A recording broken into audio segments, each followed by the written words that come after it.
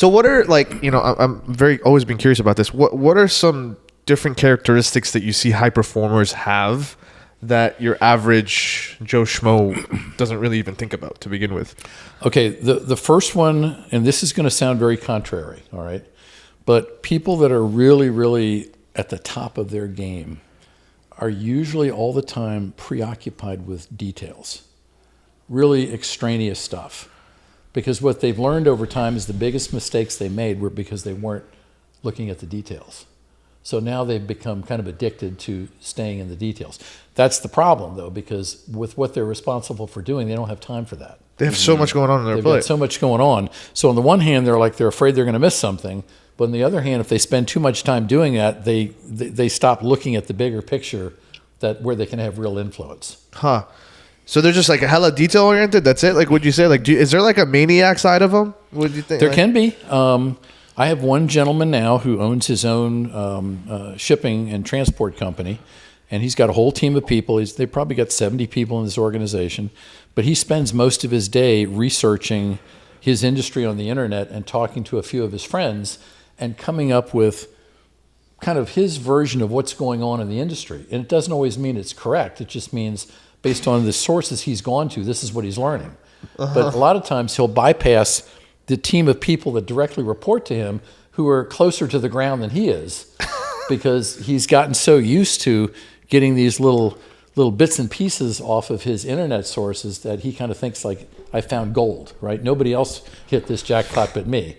Yeah. And many times he's in the right ballpark, but it's not good enough that you go to bat with it. Yeah, because I say that because like I feel, at least from like a CEO's perspective, to want to continue to grow after a certain revenue that you might hit in your business, there needs to be like an external, maybe even internal battle actually that you're like battling with to like push you to that limit. Oh yes, absolutely. I don't know. Like let's talk about like guys like Elon Musk for example, like somebody like that. Like, what on earth are you thinking to like want to build spaceships, rocket ships, and satellite all over the world? I've never met Elon Musk. I know him like most everybody do. I see his interviews. I watch things that he does on the internet. Yeah. And to me, here's a guy that number one has no visible evidence of fear, of risk taking.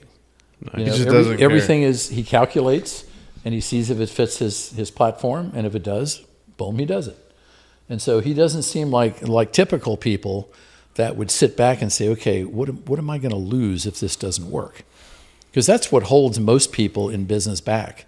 They could have a great idea. They could be perfectly suited for implementing that idea.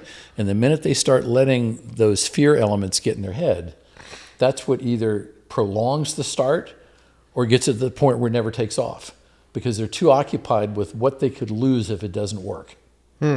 And in your opinion, like you think guys who like just achieve great success just don't have that? Like that's just like a... Yeah, I think a lot of them. Well, Richard Branson's another great example. I mean, that guy probably has ownership in somewhere between 400 and 450 different companies worldwide. How do you even manage that? That's wild. He just has, he's at a guidance level, he's at a governance level. There are people on the ground at various levels that do all that work. But he, who's the other gentleman? I can't think of his name now. He just lost his sidekick. The guy died just a couple of days ago. Oh, Warren Buffett. Warren Buffett. There's another guy, very calculating, but also looks at things in a very matter-of-fact state. If it fits his financial formula, he'll go for it. And he's not flashy. I mean, I just read something I thought was interesting. He's still driving a car that's like 15 or 18 years old. Doesn't he drive like a Camry or something? Yeah, it's nothing. But that's just the way he is. He's very grounded, and I find a lot of other people that aren't of the newer generation that are all about kind of flash on the internet. Some of these people are very private. They almost don't really want you knowing all the stuff they're into because that's going to color your perception of who they are. And they're just trying to be normal in a very abnormal environment that they've gotten into because they've reached the level of success they have.